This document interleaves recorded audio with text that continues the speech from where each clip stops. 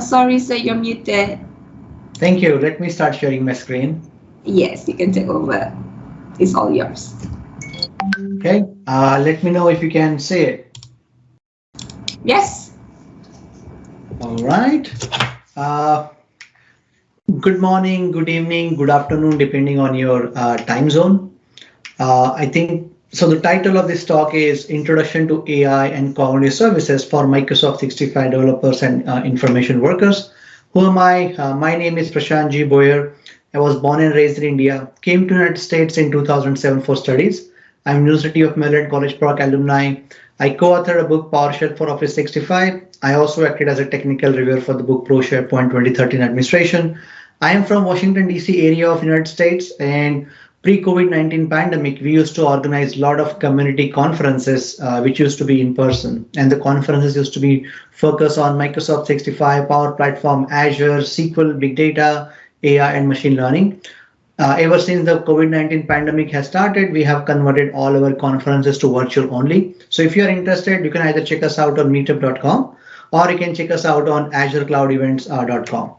I am recipient of Antarctic Service Medal, and I'm also recipient of Microsoft MVP Award since 2017. Those of you who are not familiar with Microsoft MVP Award, so I don't work for Microsoft. It's just the additional recognition that Microsoft gives out to the folks who does technical contributions. And these technical contributions can be in the form of writing blog posts, creating open source project, providing feedback, direct feedback to the Microsoft product group, answering people's questions on various public forums, creating training content, streaming videos. And this award is valid only for 12 months. And after 12 months, you had to apply for renewal. And if your contributions are good enough, then Microsoft will give you this award for additional 1 year. So initially, I was an MVP in Office 65 apps and services, especially SharePoint. And since 2019, I changed my category to AI. And right now, I work as Cloud Solution Architect at AIS. And I focus on intelligent business process automation, where we use variety of the products and services available in Microsoft ecosystem like Azure AI, bots, Microsoft Power Platform, Microsoft 65, Teams, SharePoint, etc. And I worked at AIS Reston, Virginia headquarter office, and AIS is growing. We are looking for the talented folks like you. So if you are interested, we have a lot of openings in US, Canada, UK, and in India. And we are providing services in Microsoft ecosystem from last 40 years, and we have been awarded Microsoft Partner of the Year for many, many years. So this is going to be the agenda for today. It's going to be 100 level session. We will first talk about the approach, then we will dive into what is AI, what is machine learning, what are cognitive services, how to get started. We'll have lots of demos, key takeaways, and Q&A.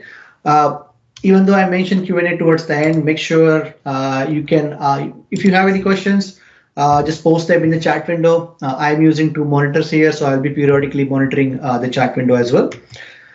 So now let's see the approach. So this session is geared towards non-data scientists and target audience is developers, IT pros, and power users. So to use AI and machine learning in your applications, you don't need to be a data scientist. So let's talk about what is AI. So this is the definition I got from Google's AI researcher, Francois Cholet. AI is nothing but an effort to automate intellectual tasks normally performed by humans. Now, whenever we hear about or read about AI, the first thing that comes into our mind is the machine taking over, machine traveling across the galaxies, or they are invading other planets. So we can categorize AI into 3 categories. One is the strong AI, where machines are so powerful they can travel across the galaxies, destroy other planets. Strong AI right now exists only in sci-fi movies and in novels. The second type is artificial general intelligence, where machines are very, very intelligent. They can perform really complicated tasks. One of the example I can give you here is if you have seen Marvel Comics franchise Iron Man, the main character, Tony Stark, has a personal assistant called Javris. Now, Javris falls under AGI. Again, AGI right now exists only in sci-fi movies and novels. Where we are is we are at weak AI, where we have specialized services for specialized tasks. Now, one of the services that you're seeing on the screen is real-time speech to text. So I am speaking in English, and it's getting translated to English as well. But I can also, I'm using an out of the box feature in PowerPoint, and I can also change the language real quick. So here, if I go here and if I go, let's say, I'm going to go with, let's Cantonese. Let's go with Cantonese here. And if any one of you speaks Cantonese, please let me know if the translation that are happening is actually correct or not.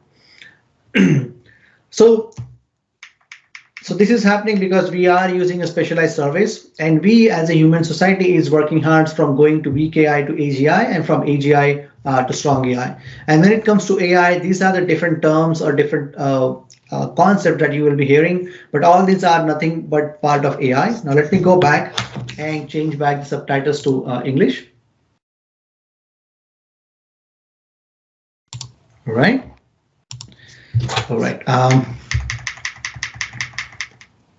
This is the mission statement from Microsoft. They want to make sure they want to make AI and data science accessible to everyone, and it doesn't matter what your role is, what kind of device you're using, and where you're located. And some of the services that are coming from Microsoft ecosystem quite actually aligns really well with this mission statement.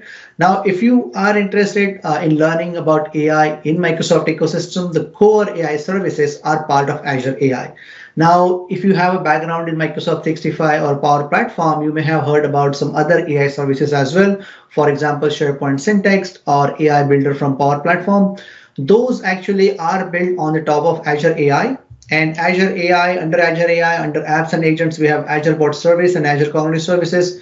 Under knowledge mining, we have Azure Cognitive Search. Under machine learning, we have Azure Databricks, Azure Machine Learning, and Azure AI Infrastructure. And if you are interested, these are some of the links you can follow to know more about the cognitive services, Azure Bot Services, machine learning, deep learning.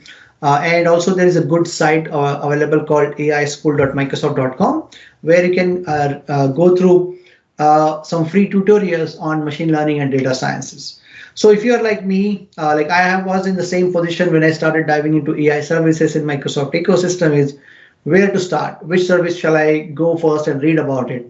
So you can follow this flowchart where, depending on what you would like to do, there are various products and services available. If you would like to build your own machine learning model, then Azure Machine Learning is for you, and there are multiple options available to you when it comes to building your model.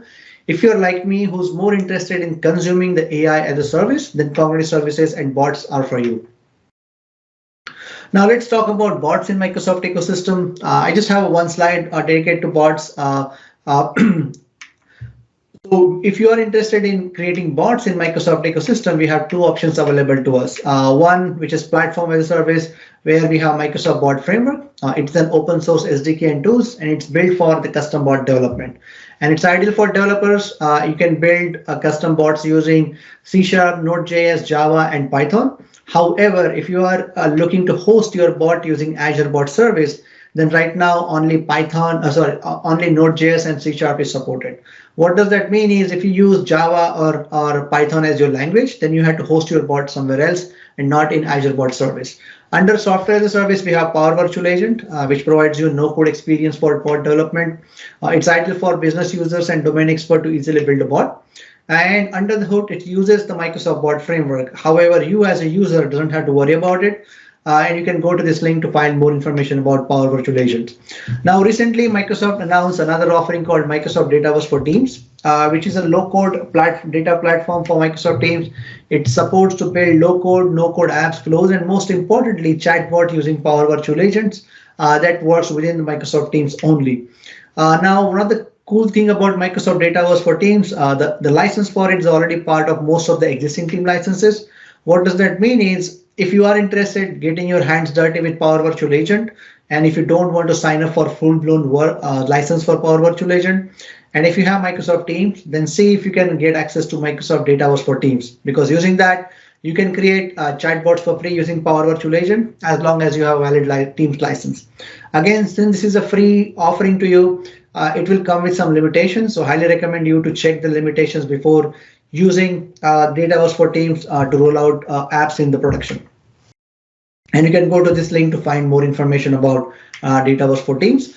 So let's see the high level overview of machine learning, because it is important to understand how exactly machine learning works so we can understand better the cognitive services and some other services.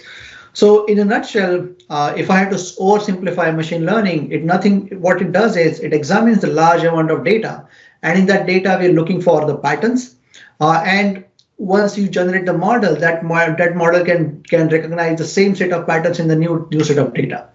And the basic intention of the machine learning is to create smarter application. So if I had to visualize this in the form of flowchart, then I will have a data, and this data will be unstructured, but however, this data will contain some pattern. And then I will use machine learning algorithm of my choice. And this machine learning algorithm will help me to find the patterns in the existing set of data.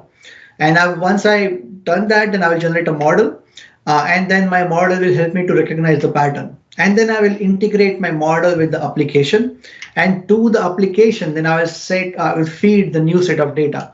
So this particular step is very important. So no matter whether you have, even if you have a really good machine learning model, you have to still integrate that with your application. And then otherwise you will not have any meaningful app. For example, if you're looking at the driverless car or autonomous car, so the only reason those are popular because not only they have a sophisticated machine learning algorithm, however, they also have integrated really well into an autonomous car. So that means whenever you have to create a meaningful app which uses AI, you need to have a team of data scientists as well as developers as well. So these are some of the popular machine learning algorithms available. Neural networks, it gets used in deep learning. And if you're interested finding more information about this machine learning algorithms, you can go to this Microsoft cheat sheet where you can find the basic information and also some deep dive tutorials as well. So now let's talk about what are cognitive services. Cognitive services are nothing but AI as a services or pre-trained services available to us by Microsoft. Similarly, there are some AI services available by other vendors as well. For example, AWS, Google, IBM under the brand name as Watson, and there are some other third-party companies that are also out there which have similar services just like cognitive services. So cognitive services are nothing but a REST-based API, and we can use yes, Karen, I will share the slide deck. Cognitive services are nothing but a REST-based API, and all you need to do is sign up for it using Azure portal, get your license key, subscription key, and then you can use that with any language or any platform of your choice. They are flexible. That means even if it's from Microsoft, you can use it in any ecosystem or any platform, as long as that platform or ecosystem supports consumption of REST-based API. And the behind the scene models that these pre-trained services use are actually product of Microsoft research. And there is a lot of documentation available. You can find some samples on GitHub. And if you have any questions, you can also post those questions on Stack Overflow as well. So if cognitive services are nothing but the REST-based API, where we can use this. So we can use it in any application that can consume REST-based API. For example, if you are a developer, you can use that in JavaScript application, console application, a .NET application, Java-based application, iOS application, Node.js, Azure Logic Apps. If you are not a developer, if you're a citizen developer, or if you're a business user, you can use that with low-code, no-code tool. For example, Microsoft Flow or Power Automate, SharePoint Designer 2013. This product is deprecated, but for some reason, if this is the only product you have access to, you can also use this to call the Microsoft Cognitive Services. Another third-party products like WinAutomate, UiPath, Blue Prism, some of the popular workflow tools in SharePoint ecosystem like Nintex, K2, Webcon, etc. So what are some of the practical applications we can do when it comes to AI and machine learning? We can create a recommendation engine, and that recommendation engine can give us the information about the training needs, the resourcing need, the process improvements. We can also use text analytics for the product reviews, for case and document classification, for social media analytics, for intellectual property, plagiarism check, and sentiment analysis. With that, let's go jump into the demo section now. while I'm doing the demo, if you have any questions, feel free to post your questions in the chat window. And I'm not sure if you can unmute yourself and ask the question, most likely not. So it looks like chat is the best option right now. So any questions you have, feel free to post those in the chat window. So here, what I'll be doing next is I'll be using my browser here. Let me resize this window so that the subtitles are visible. All right. Okay. So use your favorite browser and favorite search engine and just search for cognitive services. And if you are using 2 monitors, you can follow the steps along with me as well. So just the link we are looking for is Cognitive Services API for AI Solutions. So click on that. And on this link, you will see information about the cognitive services, but scroll down to the middle section or towards the bottom section of the page, not bottom, middle section, where you see the cognitive services listed under 4 categories. By default, decision is selected. Then we have language, speech, and vision. Under decision, we have anomaly detector, content moderator, and personalizer. Excuse me. Under language, we have language understanding, which gets used quite heavily in the bots. Q&A maker, text analytics, translator. Under speech, we have speech to text, text to speech, speech translation, speaker recognition. Under vision, we have computer vision, custom vision, and face API. Now, if you're interested in exploring more information about a particular API or service, you just have to click on that link. For example, it will be impossible for me to cover each and every service in the span of 60 minutes. So we'll be focusing on maybe a couple of those. So let's open the text analytics API in the new tab. And here on this page, you will see information about this service, what exactly the service does. And if you scroll down in the middle, you'll see a working sample by Microsoft. Now, earlier we could use to play with this sample, but it looks like Microsoft has stopped doing it. So the way this sample works is we have a text box in the left-hand side, and this text box has some text in it. And this text has been sent to the text analytics API, and whatever the result came back from that API is actually listed in the right-hand section, where this particular service is telling us that, okay, the language this text is written is in English, and the confidence score is 100%. And these are the key phrases, and this is the information about sentiments. And if you are a developer and if you are interested in looking in what format the JSON payload came back, then just click on the JSON tab and you will see this is the JSON payload that came back from the text analytics API. So you can scroll down and find more information about it, like how exactly to use this, what are some of the samples, the pricing information, the code samples, and what are some of the top companies in the world who are using this. Now with that, let's go to another service under vision called computer vision. Again, just like text analytics API, here you will be seeing some information about how exactly the service work. And if you scroll down in the middle, here we have a sample. There is an image, and this image has been sent to the computer vision API, and whatever the results came back are available to us. For example, this image has a person, and the confidence score is 0.75. This image has a subway train. These are some of the tags that are coming up, like the train. It has train, it has a station, and the confidence score is pretty much like 1.0 or 0.97. Then what the description, and if you scroll down in this time here, you can also, or at least earlier we could use to upload our own images as well, just to see what exactly the contents of the image are. So let me select this one. So in this one, we can clearly see we can extract the text from this image, and then once we have this text here, then we can use that in further processing. Let me show you a sample which we can help you to visualize what are some of the things we can do with this. So that sample was, let me see, all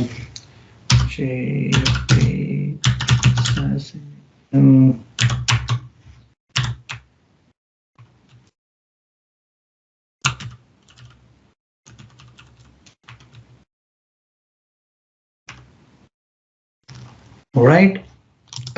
So this is the one we're looking for, and let's see if we can find the link for this one.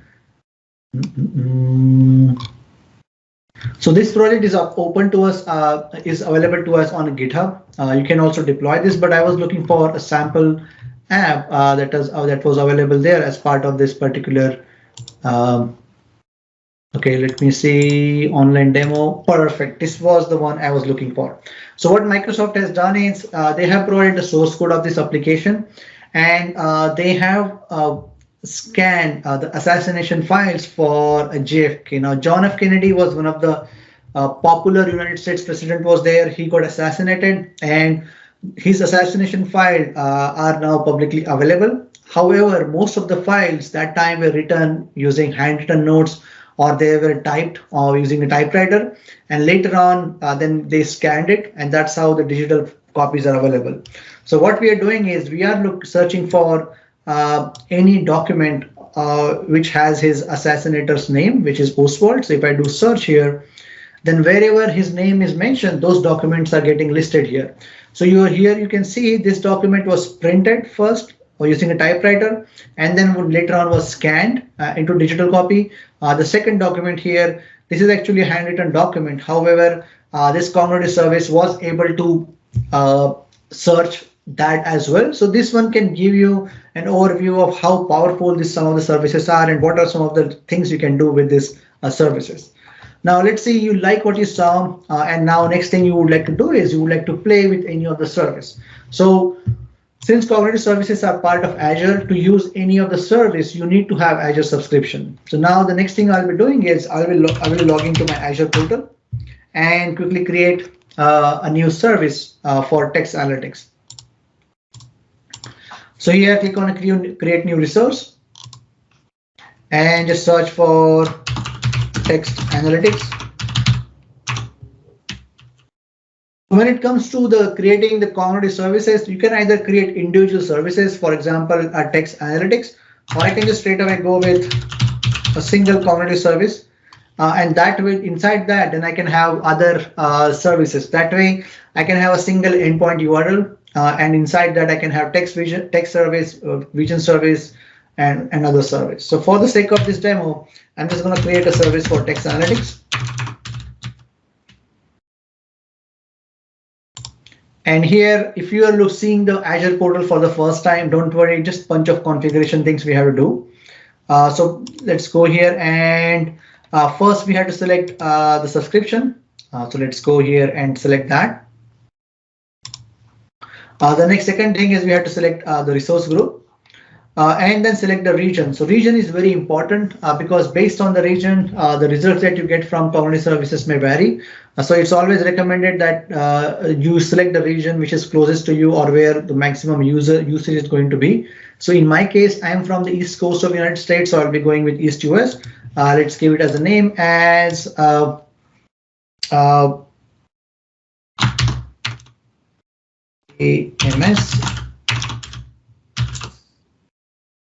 Or and then pricing tier. So most of the services come with a free tier. So for example, here the F0 is the free tier, and with F0 I can make 5,000 transactions per 30 days using this service. However, there is a one caveat with free service. You can use free service once per subscription. So if someone already has used this service in your subscription, then you cannot use that. Then in that case, you have to go with standard S, and then just click review and create. And then once you click on create, the new service will get created for you. Now I'm not going to go ahead and create this service because I already have a one. So let me quickly open that. And once you click on create, this is the page that you will be get redirected to. So in the overview, you'll be seeing the endpoint URL. Please note that down in the notepad because we will need that. The next thing we will need is, so one of the good thing about Azure is whenever you create a new resource, always look in the left-hand navigation, the link for the quick start. So if you look for a quick start here, you will find the latest and greatest documentation about this service, some of the jumpstart tutorials, some samples, some tutorials. Because one of the good thing is since these tutorials are directly linked to Azure portal, most of the time the links you will see here are the valid links or the links that are properly updated, because these days with all the advancements that are happening in all the public cloud, most of the time if a blog post comes out, chances are if that blog post is not updated properly, it may get outdated soon. So here if you go with this route instead of Google searching on Google or Bing, then you'll see the latest and greatest working samples here. So couple of things we'll need to use this service. One is the endpoint URL and the subscription key. So you can click on keys and endpoint here and get that information. So I can copy this and I can also copy the subscription key. And that's it. These are the only two things we need to start using this service. So the first demo I have using this service is without writing a single line of code. So what I have done is, let me open up. By the way, if you have any questions, feel free to ask that. So what I have done is I have created a simple SharePoint list. Let me resize this again so that the subtitles are visible. I have created a simple SharePoint list, and what we are doing is we are just using this list to abstract the feedback. So if I click new, then just call it as aMS.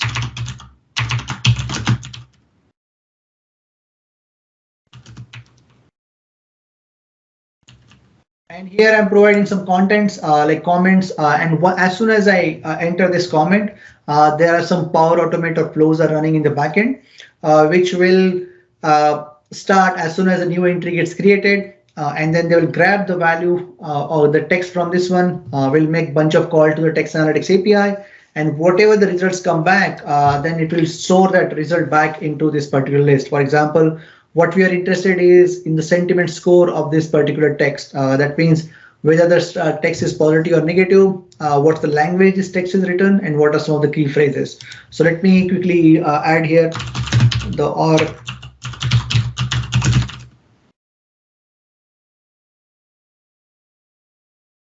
Right. And I'm going to just click save here. And as soon as I save, I have created three flows here. The first flow is to extract the key phrases. The second one is to detect the language. And third one is to detect the sentiment. Now let's see its implementation. Again, I haven't written a single line of code for this. And also I didn't use a premium feature for this at all. So this flow will start whenever a new item gets created in the feedback list. And then I'm using an out-of-the-box action called key phrases. And all we have to do for this action is provide the text that we need to send to the text analytics API. If you click on these three dots, here you have to provide the information about your text analytics API and your key. So if I click on add a new connection, I have to give it a name. Let's call it as aMS 2021. Then I have to provide the key and the site URL. Now, from where you can get the key and site URL? From the Azure portal. So if you go back here and in the left-hand navigation, if you click on keys and endpoints, so you have to get this endpoint URL and this key, and that's it. Go back to your flow and add that, and then you can start using that. So here I just use out-of-the-box action called key phrases, provide the column where the text is there, and then whatever the results are coming back, we are updating that back to the SharePoint a list item. Similar implementation is there for detecting the language as well. It starts whenever a new item is created. Then we are using the action detect language. Again, same thing. Provide the connection here, and also provide here in the text field. Provide the text information, which is coming from the column in SharePoint. And then here, whatever the response is coming back as far as the language is concerned, then we are updating that back to the SharePoint list. Same is the concept, same is the implementation with detecting the sentiment as well. It starts whenever a new item gets created. Then the action we are using is called detect sentiment. And in the text, this is the text we are passing. And here we can configure the new connection here. And whatever the sentiment score is coming back, we are storing that back to the SharePoint list. Now let me go back and you can see here the sentiment score came back as almost 0.97. That means it's pretty much 100% or 97% confident that this is a positive statement. The language came as English, EN stand for English, and the key phrases are amazing job. So this was a quick demo of how we can use the cognitive services and integrate with something like low code, no code tool. So I see a question from Jagdishwar regarding the recording. So I'm not sure about whether the sessions are getting recorded or not, but if they are, then most likely the organizers will be sharing those. And I think this session, I have the recording of this session. So in case this session is not recorded, Jagdishwar, just ping me on LinkedIn or on Twitter, and I can share the link with you of the recording. Okay. Any other question?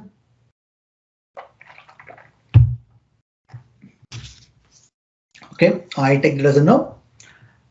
All right, so I just did the demo of cognitive services. Now this is how the description of the text analytics API is. So it helps us to analyze structured text for tasks. So we can do language detection, key phrase extraction, sentiment analysis. It uses advanced natural language processing. And the way the API work, and now this is important for developers to understand. Like when it comes to using in low code, no code scenarios, we don't have to explicitly know what kind of individual endpoint URL we need to call. But if you need to use this in a custom code, then you need to know like the individual endpoint URL to detect the language, to detect the sentiment, to detect the key phrases. So the URL will be, in case you are interested in detecting the key phrases, it's going to be your service URL /text/analytics, its current version, which is v3.0, and /key phrases if you're interested in key phrases, /language if you're interested in language, /sentiment if you're interested in extracting the sentiment. And if you are interested in extracting the entities, then it's going to be your service URL /text/analytics /version 3.0 /entities /recognition /general. So we already talked about the application design.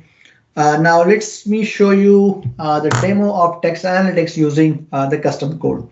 So what I have done is I have created a console application. And the implementation of this console application is very straightforward. Again, the source code of this console application is already available, on my GitHub profile. So if you can go to the GitHub and get the source code. So the implementation is very straightforward. I have two files in my file system, two Word documents. The contents of the first Word document is this, where we have cognitive services are awesome, Microsoft is awesome, and AI is awesome. And in the second Word document, what I have is I have some text and I have image and I have a table. So what we are going to do is we are going to read the contents of these two Word documents, then send that content to the text analytics API, and whatever the results come back, then we are going to display that on the screen here. Now this is a simple console application, and what I have done is I have added a NuGet package here, and the name of the NuGet package is Microsoft.cognitive.Lewis. And let me show you the helper class. So as I mentioned, you will need to know the individual URL for each service to get the information. For example, let me post this in a notepad and then I will walk you through. So view font, all right. So this one, this is the URL I need to use in case I would like to extract the sentiment score. Now, how did I come to this URL? So this one is the URL of your service. If you don't know that, then just go back to the here and you can find that URL, service URL from here. And then the second one is then you have to add text /analytics /version 3.0 /sentiment. Same thing to get the key phrases. It's going to be your service URL /text /analytics /version 3.0 /key phrases. For the languages, it's going to be a service URL /text analytics version 3.0 and languages. And then let me quickly run through this as a debugger, and then I will walk you through the steps like what exactly we're doing here. So the first thing we are doing is we are reading the files from the file system and then extracting the content in the form of JSON. And then once we have the content, then first thing we are doing is we are making the call for the key phrases. And once that is done, then the next call we are doing is to get the languages. And then once that is done, the next call we are doing is to detect the sentiments.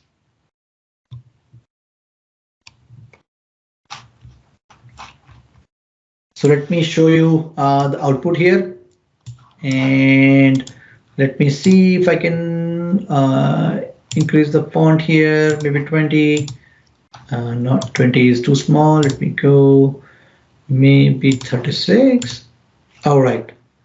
So as you can see in the output, first we have the sentiment score for the document. The second we have the key phrases.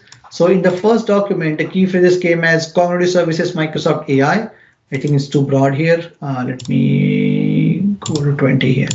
Okay, and expand this. Okay, so the key phrases that came in the first document is Cognitive Services Microsoft and AI, and in the second document it came as USA election. When it comes to the language, in both the documents, it's correctly identified the language is English, and the confidence score is pretty much close to 100%. In the first one it's 92%.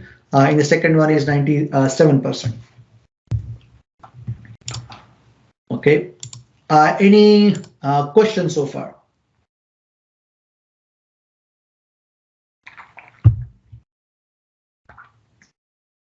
All right. I take that as a no.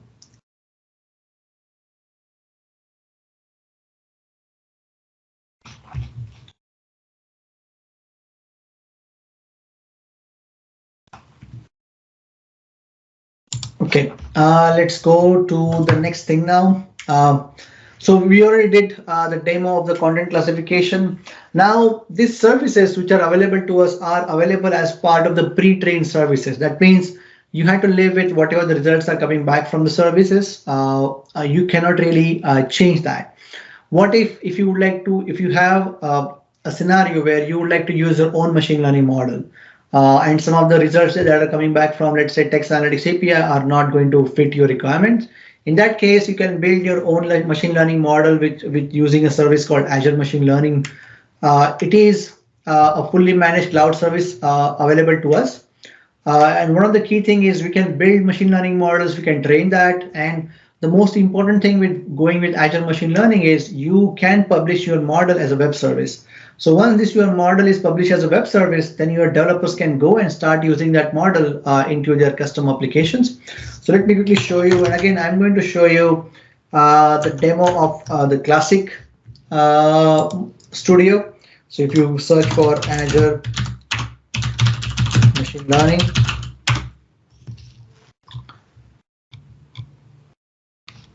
and if I go here, and if I click to the sign in,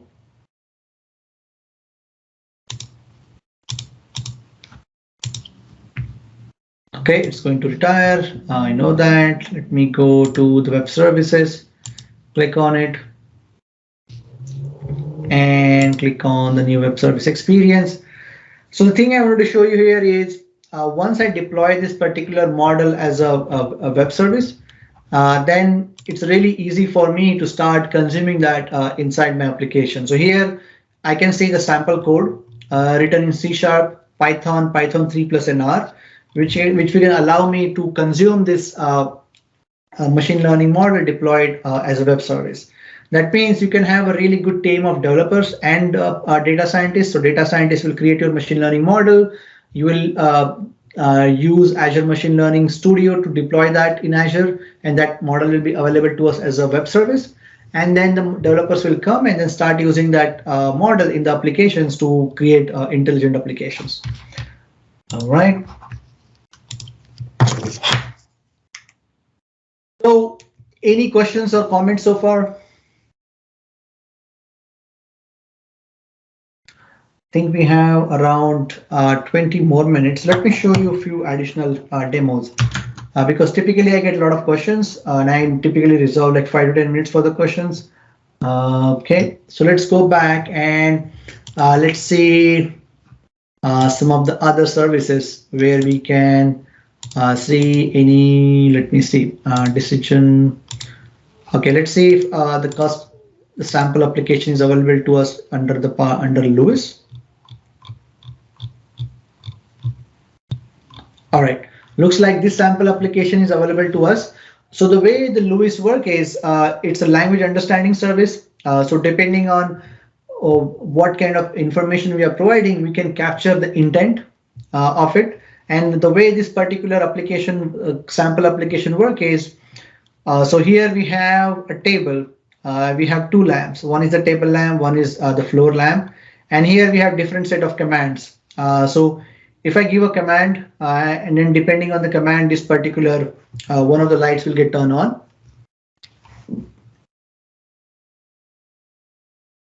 Or I can also give my own command as well. So let's go with some predefined commands that are available to us. For example, I'm going to click on all on. That means both the lights are getting turned on. Now next thing I'm going to click on all lights off and the lights are getting turned off. And here in this particular window, you can see what kind of response that came from the Lewis. So this was the query, the intent we configured, intent was turn all off, and this was the score. If I click on all on, then the intent was turn all on and the score was almost 100%. Now let's give a custom a command to it. Please turn off all the lights. Okay, and let's see if it is able to find the intent in this case. So as you can see, it was able to find the intent, whereas the score was a little bit low, but still it was able to find what's the intent is, and it has automatically turned off all the lights. Now let's do the same thing. Please switch on table or left lamp. So it has it has got the intent which is turned on and it has got entity as the left. So you can see using these combinations, the Lewis can give you the intent and also the score. And once you have the intent and score, it's up to you how you can integrate that into your custom application. In this case, Microsoft has written this custom application, and depending on the intent and score and some entities, it is turning on and off these lights here. Any questions or comments so far? Okay, I take that as a no. So let's, I have a few more slides. So in case you would like to get your hands dirty with cognitive services, so you will need access to Azure. And along with that, if you would like to integrate cognitive services with Microsoft 365, or you would like to use Power Automate or Power Apps with that, then there is a really good program available from Microsoft called Microsoft 365 Developer Program, where you just have to go to this link, sign up for the program. And once you sign up, you get a personal Microsoft 365 tenant for free with E5 licenses. Now, E5 is the highest set of license you can get in Microsoft 365. It comes with 25 users and you will be a tenant admin.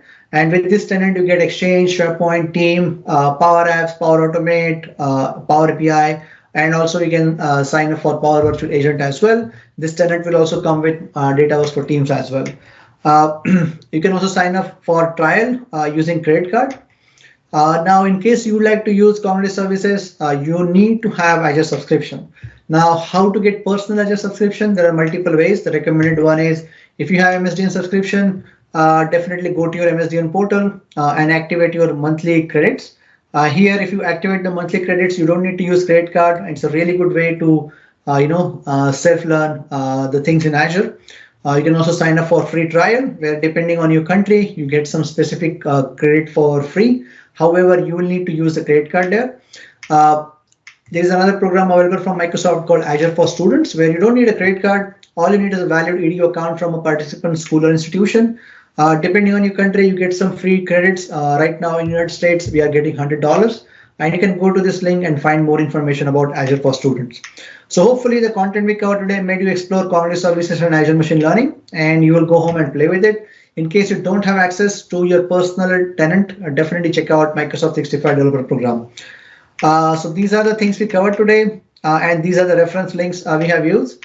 With that, we come to an end. These are my contact details. If you have any further questions, feel free to email me. I'm also available on LinkedIn as well, on Twitter. And please provide the feedback. Your feedback is really valuable to us and also the organizers. And you can provide the feedback via the event app or via email as well. With that, thanks for listening.